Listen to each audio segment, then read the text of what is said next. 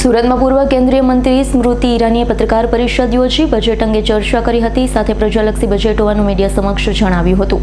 પૂર્વ કેન્દ્રીય મંત્રી સ્મૃતિ ઈરાનીએ સુરત ભાજપ કાર્યાલય ખાતે પત્રકાર પરિષદ સંબોધી કેન્દ્ર સરકારના બજેટને પ્રજાલક્ષી બજેટ હોવાનું કહ્યું હતું.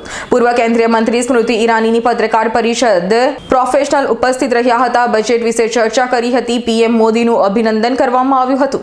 નાગરિકોએ પીએમ મોદીની સરાહના કરી હતી. પીએમ મોદીએ દેશના સામર્થ્યને વધારવા વાળું બજેટ રજૂ કર્યું હોવાનું કહ્યું હતું.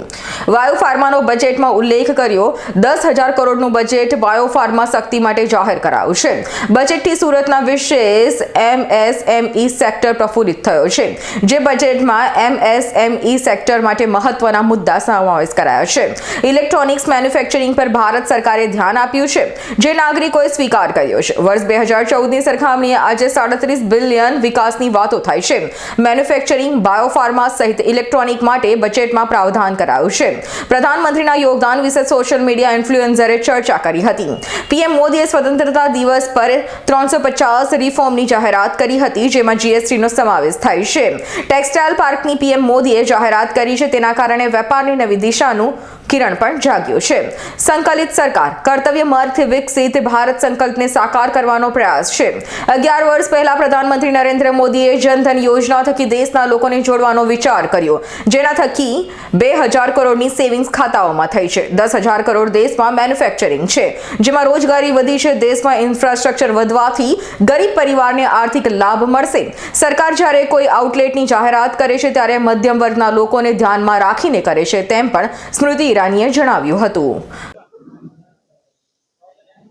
प्रगतिशील भारत का पर्पसफुल बजट आज भारतीय जनता पार्टी के कार्यकर्ताओं का ये सौभाग्य है कि सूरत महानगर में विविध इंडस्ट्री एसोसिएशन और प्रोफेशनल्स ग्रुप एकत्रित हुए देश के बजट पर विश्लेषण करने के लिए. सूरत महानगर के इंडस्ट्री कैप्टन्स, प्रोफेशनल्स की ओर से प्रधानमंत्री जी का विशेष अभिनंदन किया गया. वित्तीय डिसिप्लिन और ट्रांसपेरेंसी जो इकोनॉमिक सर्वे और बजट के माध्यम से प्रस्तुत हुई, उसकी सराहना नागरिकों ने की. प्रधानमंत्री जी ने